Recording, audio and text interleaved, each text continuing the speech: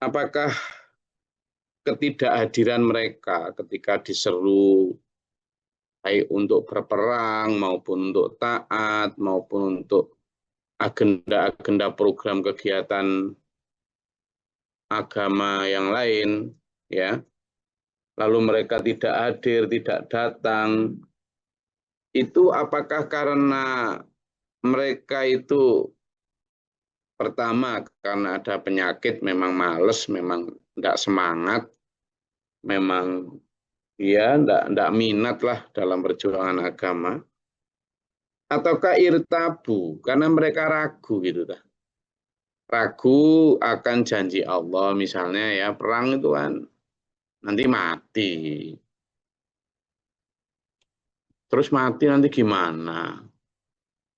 Perang itu kan, zaman Nabi perang itulah bawa bekal sendiri ya, bawa harta sendiri, sangu sendiri-sendiri. Walah, udah jauh, bawa duit sendiri, belum tentu bisa balik ke rumah.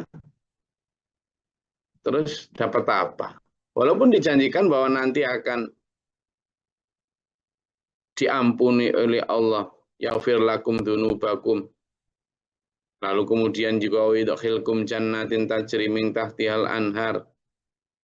Kamu akan diampuni dosanya, kamu akan dimasukkan ke dalam surga Allah yang mengalir sungai-sungai di bawahnya bagi orang yang berjihad itu nanti. Tapi kan ragu, masa iya sih? Nah gitu. Masa iya sih? Apa iya ada beneran gitu itu? Gitu kan. Nah, kira-kira tuh Lur, ini sekarang kita tukikkan ke dalam kondisi kita saat ini. Kalau di zaman dulu, idza du'u ketika mereka dipanggil atau diajak itu kan diajak perang ya, diajak menaklukkan wilayah mana gitu. Sehingga pilihannya adalah kill or to be killed. Gitu kan. Membunuh atau dibunuh. Kan gitu. Nah sekarang mereka kemudian ragu karena itu ada apa itu. Nah kalau sekarang kita misalnya jihad kita saat ini lah belum sampai di level kill or to be killed, membunuh atau terbunuh. Tapi jihad kita sekarang ini siap malu atau siap tidak malu, siap ketinggalan balapan ambisi duniawi atau ya kan gitu sekarang ini. Jadi orang pilihannya sama tuh. Nah nanti kalau saya berkorban ini dapat apa saya? Jadi irtabunya itu, keraguannya itu penyakitnya masih sama, termasuk maradonnya ini, penyakitnya ini. Ketika diajak urunan untuk kegiatan agama, ketika diajak berdakwah, ketika diajak bareng-bareng wiritan, ketika diajak tahajud bareng, ketika diajak macam-macam. Jihad kita lah sekarang itu, membantu sesama, ada tetangga yang sakit, ayo urunan untuk ngobatin. Hal-hal yang memang perlu pengorbanan. Atau ketika kita berdakwah untuk menyampaikan yang batal adalah batal, yang hak adalah hak, pahit toh. Bisa jadi didawi orang, bisa jadi dimusuhi orang, bahkan orang-orang terdekat kita. Nah jihad kita tantangannya itu, panas. Kalau dulu panas di atas padang pasir, di bawah terik matahari. Sekarang panas itu telinganya. Telinganya. Panas matanya. Karena melihat orang riwa-riwi, lalu lalang datang dan pergi membawa kemajuan materi. Sementara sampean masih ngono kita gitu aja. Nah, kan? Rumahmu sejak dulu kok gitu aja, nggak ada progres kamu itu. Kan gitu. Motormu dari dulu kok itu aja. Kamu itu nggak memperlihatkan kemajuan. Panas mata, panas hati, panas telinga. Menggantikan panasnya padang pasir dulu. Lalu keraguan, irtabu. Iya kalau balik. dulu memang sebagian orang berperang itu satu di antara motivasinya adalah dapat rampasan perang ya. Jadi baik ghanimah maupun fa'i itu memang satu di antara motivasi karena nanti taruhlah misalnya berangkat perang, kemudian untuk ikut perang itu dia harus beli pedang, harus beli panah, setiap busur panah, setiap anak panah sekian dia hitung misalnya. Lalu dia juga harus membawa bekal makanan, berarti dia juga harus nyiapin kuda, atau kalau infanteri ya dia harus nyiapin segalanya lah. Misalnya ini agaknya harus punya bekal minimal 10 juta, 5 juta ini. Nah, ada harapan dalam hati sebagian itu yang nanti, ya meskipun kebanyakan benar-benar memang ingin jihad fisabilillah ya, yang sahabat-sahabat utama. Tapi sebagian yang kayak disebut sebagai Arab Badui, kemudian yang Islamnya baru ikut-ikutan, itu ada motivasi ekstra. Satu di antaranya adalah nanti kalau saya berangkat dengan modal 6 juta, 10 juta, setidaknya kalau kita menang nantilah ya dapat banyak dari pembagian ghanimah. Gitu lah. Lumayan kalau saya 6 juta tapi pulangnya bawa 10 atau 12 juta lah ya sudah balik break even point toh. Balik modal dapat laba. Nah, tetapi kadang ada yang ragu. Iya kalau menang. Nah kalau kalah, gitu. Nah, keraguan-keraguan semacam itu sekarang kalau kita tarik di zaman kita juga sama toh. Aku sedekah, katanya sedekah nanti dapat berkah. Masa iya sih lah itu kok sedekah terus tapi nggak dapat apa-apa ya gitu.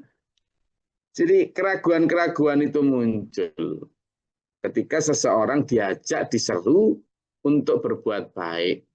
Baik diajak untuk ibadah, sholat, berjamaah, tahajud, puasa, dan lain sebagainya. Baik diajak sedekah, ya, apalagi langsung sedekah, baik tenaga maupun harta. Diajak berdakwah juga begitu. Takut, ragu, ayyakifallah itulah. Tadi, ya khafuna mereka, ya khafuna, apakah mereka takut? Ayyahifallahu alaihim wa rasuluhu. Nanti Allah dan Rasulnya itu berbuat dolim, dapat rampasan perang terus nggak dibagi adil, gitu. Khawatir tak kamu, gitu. Karena apa? Ada kejadian itu tuh. Jadi di masa itu pun orang-orang yang berangkat dengan setengah hati, tapi sudah berangkat loh ya. Yang tahu bahwa setengah hati hanya Allah. Secara lahir dia berangkat benar.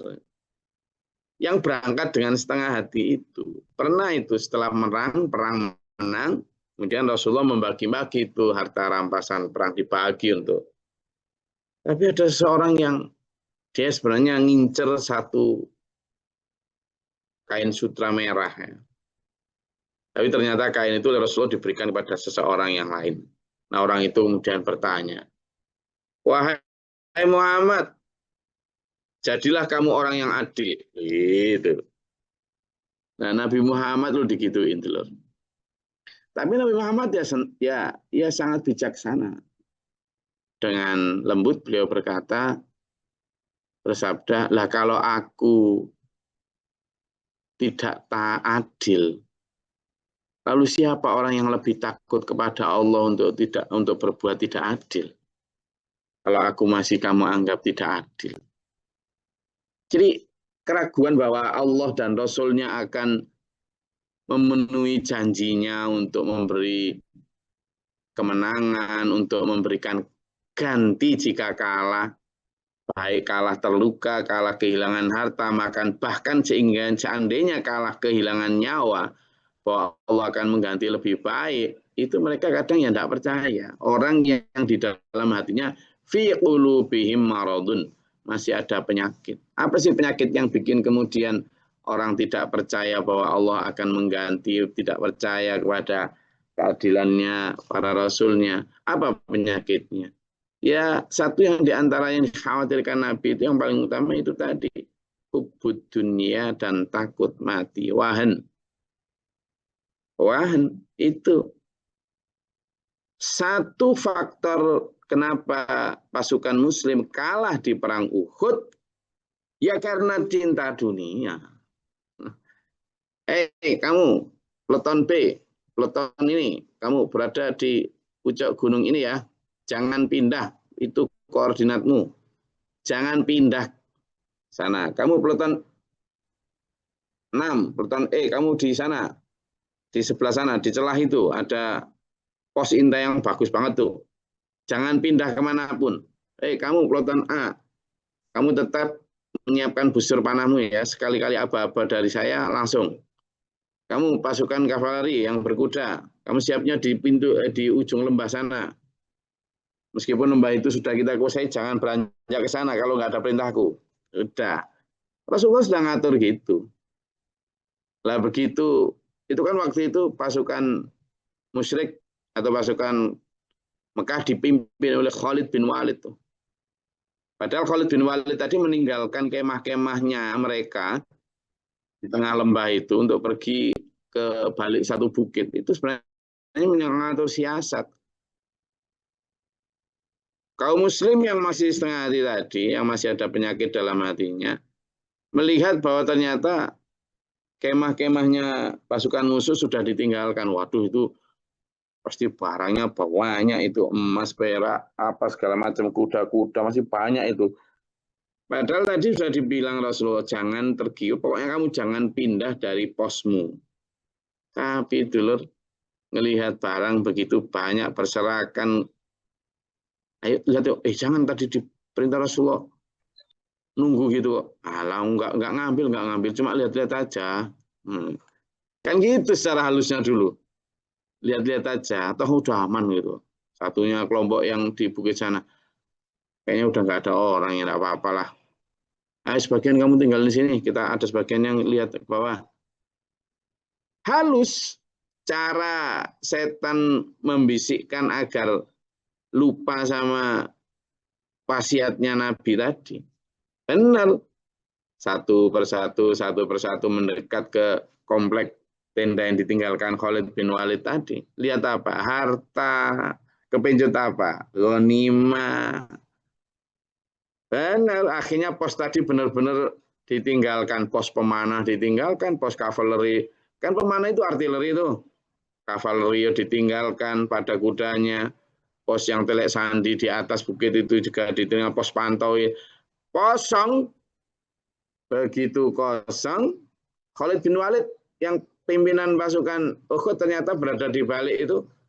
Oh, memang dia ahli strategi. Oh, ini betul dia. Oh, langsung Khalid bin Walid dengan cerdas cerdik memerintahkan membagi pasukannya 4 kelompok, taruh di pos-pos yang ditinggalkan oleh pasukannya Nabi tadi. Dari sana sudah kavaleri, artileri menghujani anak panah ke posisi pasukan Nabi yang sedang ada di kemah tadi. Kalah. Gitu loh, kalah. Jadi perang Uhud itu Allah memberi kekalahan untuk memberi pelajaran. Nah di sana makanya kamu tak khawatir tak kok ngambil. Ayakhifallahu, Allah akan berbuat zalim alaihim atas mereka wa rasulahu dan rasulnya juga. Nah saya dan sampean juga gitu tuh. Makanya ada satu potongan daunnya Pak Guru Mokhtar itulah. Tua nom, gede cilik, besar kecil. Jangan berebut itu, rugi kamu nanti. Nah itu kan sebenarnya jangan ke lembah Uhud itu, rugi kamu nanti. Itu setan sudah mengintai untuk menghancurkanmu. Gitu. Nah sehingga ayat ini dulu itu memberi kita clue atau petunjuk bahwa kalau sampai kemudian membiarkan keraguan itu tumbuh, bahkan misalnya maradun atau penyakitnya itu menjalar, bal ulaika humuz zalimun, tapi mereka lah orang yang zalim ya. Ini kita tidak bicara tentang orang kafir loh ya. Ayat ini bicara tentang orang muslim. Artinya dia sadar, sholat, puasa, zakat, haji, tapi hatinya itu masih ada penyakit. Lah kayak gini enggak di zaman sekarang banyak lah tuh. Makanya kita jangan membanggakan cuma sekedar Islam terus sudah pasti nanti manggung di surga. Itu yang tidak hanya Islam, ikut perang bersama Nabi. Gimana sih? Ikut perang bersama Nabi. Hanya karena ada maradun yang kemudian merusak semuanya. Nah, padahal maradun yang sama atau penyakit yang sama juga sering menghijab dalam hati kita. Nah, kita kemudian sekarang jangankan perang bersama Nabi, kok sudah membanggakan diri. Nah, ini ayo muhasabah. Innama kana qaulal mu'minina idza du'u ila Allahi wa rasulihi liyahkuma bainahum ayyaqulu sami'na wa ata'na. Nah, inilah.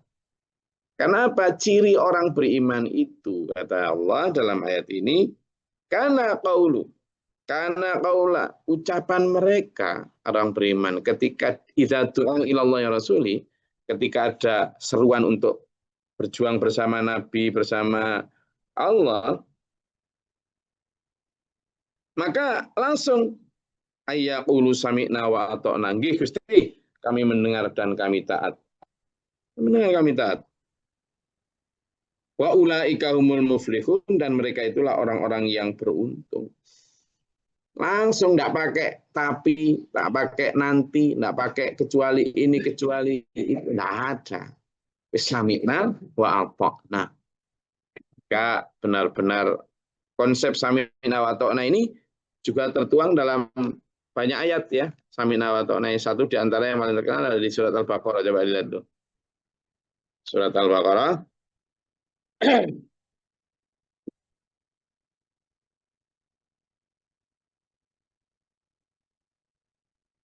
Jadi ketika mereka orang-orang beriman itu ketika diperintah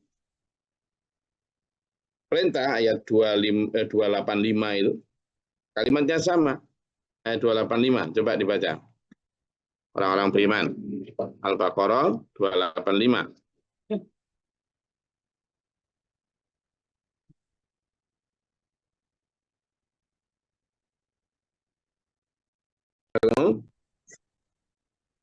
Izin Gus. Bismillahirrahmanirrahim. Rasul Muhammad beriman kepada apa yang diturunkan kepadanya, yaitu Al-Quran dari Tuhannya. Demikian pula orang-orang yang beriman, semua beriman kepada Allah, malaikat-malaikatnya, kitab-kitabnya, dan rasul-rasulnya. Mereka berkata, kami tidak membeda-bedakan seorang pun dari rasul-rasulnya. Dan mereka berkata, kami dengar dan kami taat. Ampunilah kami, ya Tuhan kami, dan kepadamulah tempat kami kembali. Shadaqallahul adzim. Jadi orang beriman itu kalau kita berangkat gitu loh. Berangkat dulu. Kenapa? Ciri-ciri orang beriman itu ketika ada perintah, baik perintah itu cocok dengan nafsunya atau tidak, berat atau ringan, lapang maupun sempit, gitu. Itu berangkat saja. Nah, ini yang membedakan dengan orang yang tidak beriman. Jadi dulur, coba dibuka ya. Ciri orang beriman itu ketika menerima perintah itu enggak memilah kayak kemarin gitu kan, yang di ayat yang sebelumnya itu kan. Wa idza tu'a ila Allahi wa rasulihi yahkuma bainahum idza fariqum minhum muridun. Wa iyyakul lahumul haqqu ya'tu ilaihi mudhi'inin. Tapi ketika mereka senang, cocok, ya berangkat. Tapi kalau nggak cocok, nggak berangkat. Nggak gitu. Ayat yang kemarin loh. Yang ayat 48 sama 49 kan kemarin gitu. Jadi ketaatannya itu dicocokkan dengan nafsunya. Tapi kalau orang beriman enggak. Suka nggak suka, setuju nggak setuju, berat maupun ringan, lapang maupun sempit, jalani. Coba ya kita lihat itu. Coba dibuka di Ali Imran 83, kemudian At-Taubah 41, lalu Ali Imran 134. Coba ciri bagaimana orang beriman itu terhadap perintah Allah itu. Ali Imran 83, At-Taubah 41. A'udzubillahi minasyaitonirrajim. Bismillahirrahmanirrahim. Surat Ali Imran ayat 83. Maka mengapa mereka mencari agama yang lain selain agama Allah? Padahal apa yang di langit dan di bumi berserah diri kepadanya, baik dengan suka maupun terpaksa, dan hanya kepadanya mereka dikembalikan. Sadaqallahul adzim.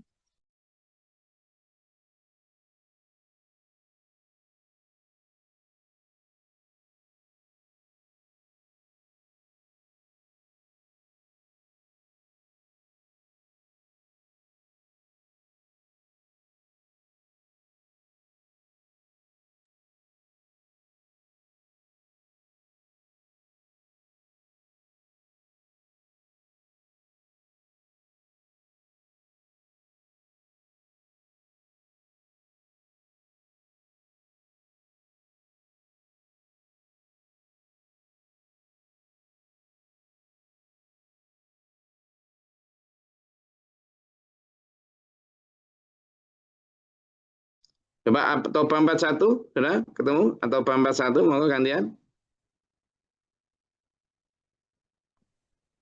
Nggih, izin Gus Gari. A'udzubillahi minasyaitonirrajim. Bismillahirrahmanirrahim. Berangkatlah kamu baik dengan rasa ringan maupun dengan rasa berat, dan berjihadlah dengan harta dan jiwamu di jalan Allah. Yang demikian itu adalah lebih baik bagimu jika kamu mengetahui. Sadaqallahu Nah, itu. A'udzubillahi minasyaitonirrajim. Infiru khifafan wa thiqalan. Kamu itu berangkatlah. Berangkat kemana? Ya berangkat berjihad. Dengan apa? Baik ringan maupun berat. Baik kamu terasa ringan maupun terasa berat. Nah, itu ciri orang beriman. Kalau yang tadi kan tau'an wa karhan, baik terpaksa maupun sukarela. Nah ini berat maupun ringan, berangkat. Ada pilihan. Yang ketiga nih cirinya, baik ketika lapang maupun sempit, baik ketika punya banyak maupun punya sedikit, kan itu intinya. Ali Imran coba 134. Enggak.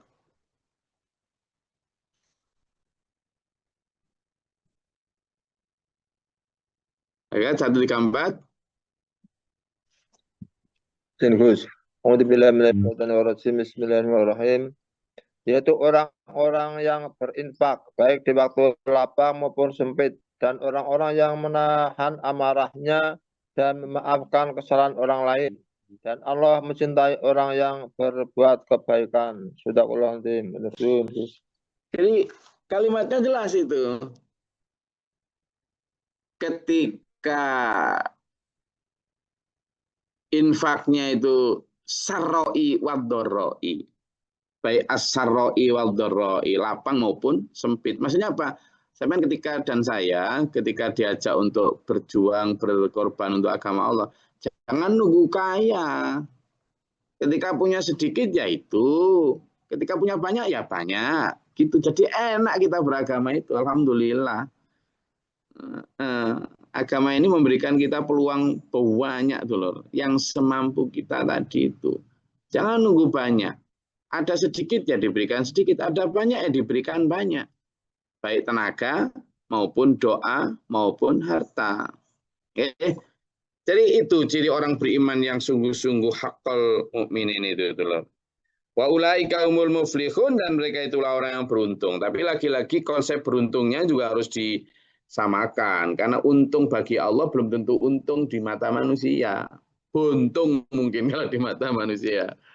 Kayak Nabi Muhammad SAW itu kaya loh dulu. Hadijah itu kaya raya, eksportir itu sampai ke negeri Syam, artinya eksportir antar negara tuh.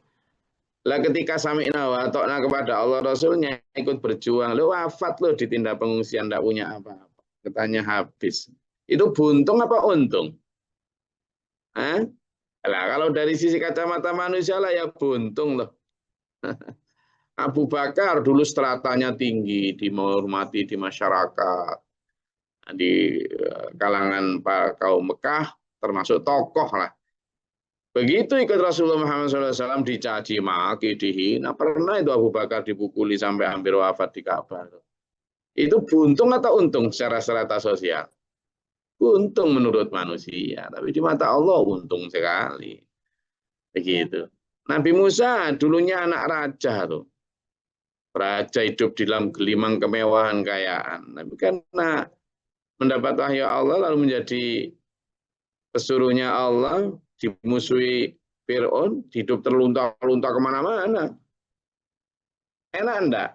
Untung enggak? Untung di mata Allah. Makanya ini juga konsepnya harus konsep menurut kacamata Allah. Wa may yuti'illaha wa rasulahu wa yakhshallaha wa yattaqhi fa ulaika humul faizun. Dan orang yang taat kepada Allah, Rasulnya, takut kepada Allah, takut maksudnya takut tapi mendekat nih. Jadi takwa itu wa yattaqhi itu takut bukan takut yang menjauh kayak lihat hantu, tapi takut mendekat, takut karena cinta. Cinta sampean misalnya kepada istri, itulah takutnya itu jangan sampai nanti aku khawatir loh, takut kalau istriku marah. Bukan takut karena jauh, tapi takut nanti nggak dapat cintanya istri atau anak. Misalnya takut sebenarnya kepada Allah juga begitu. Takut melanggar perintahnya, takut tidak mendapat ridhonya. Maka takwa itu kemudian justru mendekat, berusaha untuk mendapat ridhonya. Faulaika humul faizun, mereka itulah orang yang mendapat kemenangan. Wa aqsamu billahi jahda aimanihim la in amartahum la yakhrujunna. Ada sebagian mereka yang sampai sumpah-sumpah. Serius ini, ya Rasul, aku kalau saya menjenengan perintah berangkat saya. Tidak pakai ragu saya. Kata Allah. Kul katakanlah Muhammad, Allah tahu hati mereka ya. La tuqsimu, kamu nggak usah sumpah-sumpah gitu. Nggak usah. Apalagi jahda aimanim dengan sungguh-sungguh sumpah, nggak usah begitu. Apa? Ta'atun ma'rufah. Terus gini aja lah. Yang diinginkan oleh Pak Allah dan Rasulnya itu nggak pakai kakean omong, sumpah megadabrus nggak usah. Yang diinginkan itu bukti ketaatan. Bukti ketaatan yang baik. Benar-benar sami'na wa ata'na. Jangan banyak omong di depan, nanti di sana ketika dalam peperangan malah ngendor-ngendori, malah tidak usah gitu. Jadi buktikan dengan perilaku, prove it, gitu ya. Innallaha khabirum bima ta'malun. Karena Allah tahu apa yang sampean kerjakan itu tahu, bukan tidak tahu, itulah. Jadi makanya wis buktikan saja, ya. Sepi ing pamrih, rame ing gawe. Enggak, kalau ada yang mau disampaikan silakan.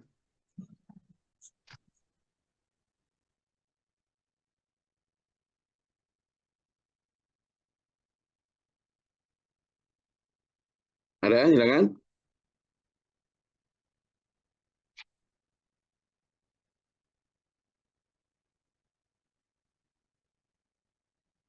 Gimana kabar dulu semua? Sehat semua ya? Banyak ini dari dinginnya puncak Tenggalingan sampai panasnya pantai-pantai. Sehat semua ya? Ini banyak penyakit ini.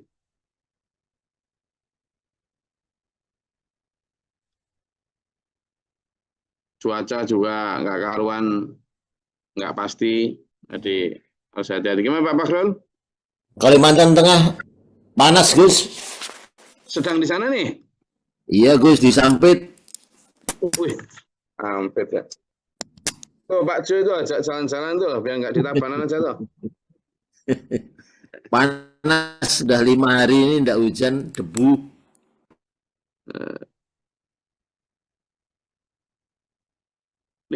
Panas ada. Oh, padahal di sini hari itu hujan terus ini. Saya sedang di Lamongan nih. Gimana dulu yang lain? Kondisi cuacanya, kondisi kesehatannya? Minggu kemarin di monitor Puting Beliung. Oh ya. Kondisi daerah masing-masing gimana? Aman? Aman, Banjar dingin, Gus. Di Banjar kenapa?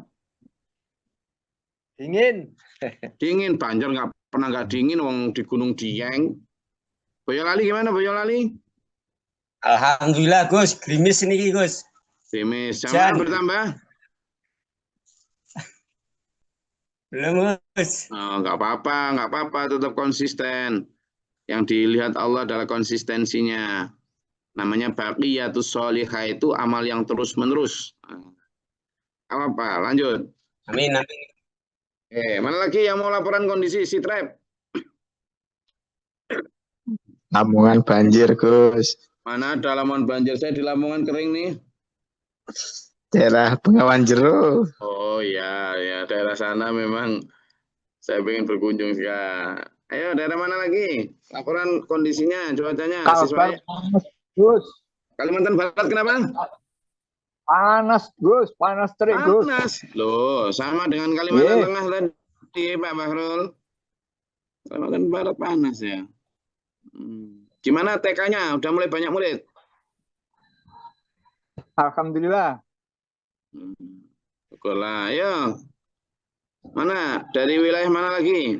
Laporan kondisi cuaca atau kondisi keuangan juga. Makassar gimana Makassar? Alhamdulillah. Makassar, Pak Slamet? Hujan.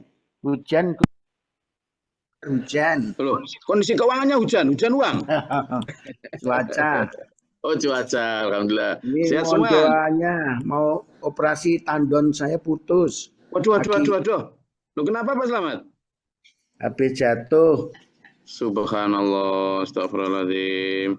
Ya, kita doakan semoga Pak Slamet diberikan kesembuhan ya, dulu semua ya. Kita doakan Al-Fatihah. A'udzubillahi minasyaitonir rajim. Bismillahirrahmanirrahim. Alhamdulillahirabbil alamin, arrahmanirrahim, maliki yaumiddin, iyyaka na'budu wa iyyaka nasta'in, ihdinas siratal mustaqim. Shiratal ladzina an'amta 'alaihim ghairil maghdubi 'alaihim waladdallin. Amin. Kita doakan juga untuk dulur-dulur yang sudah sakit, ada Bu Nurjana di Tabanan yang juga barusan operasi tendon juga kalau nggak salah. Ada Pak Slamet di Makassar, ada Pak Musliman juga kalau nggak salah di Denpasar juga sakit. Dulur-dulur yang lain yang saya belum tahu sakit di mana, mudah-mudahan juga diberi kesembuhan semua ya. Oke. Makasih.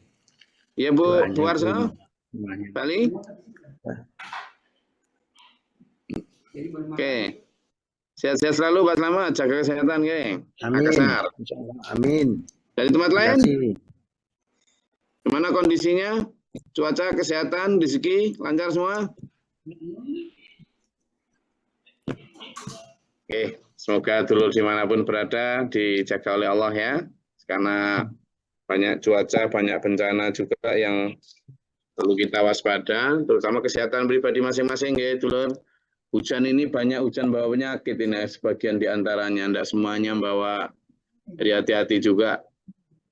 Sebagian mungkin baik, sebagian mungkin jelek juga ya. Jadi ayo, kalau nggak benar-benar penting jangan sampai kena hujan.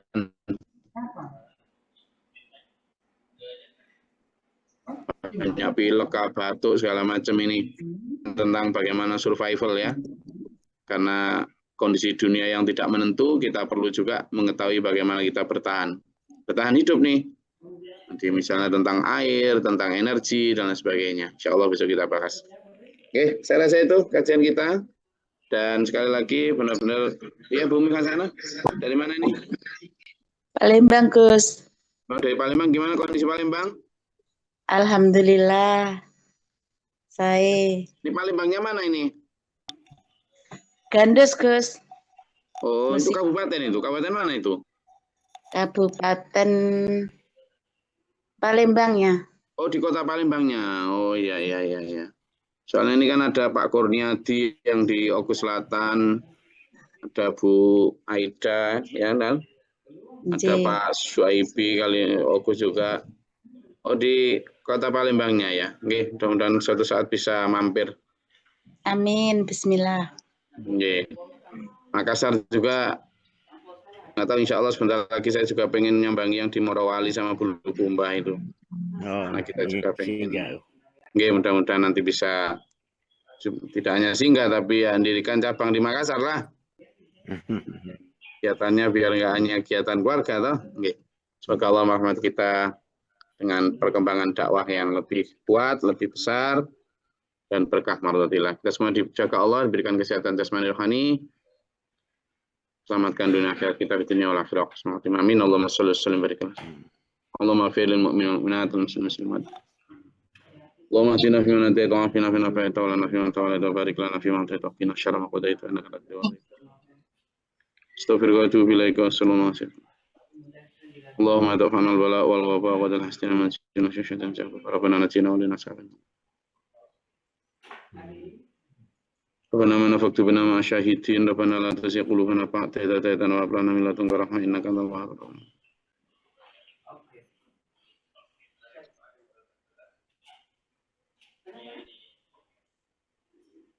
ربي أعوذ بك من وجد الشيطان أعوذ بك ربي أعوذ بك اللهم باب رحمتك اللهم جل رحمتك اللهم اغفر لنا سفرنا سبيلا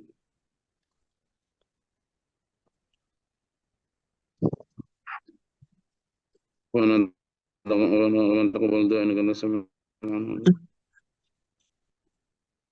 Assalamualaikum warahmatullahi wabarakatuh. Waalaikumsalam warahmatullahi wabarakatuh. Allahumma arhamna bil Qur'an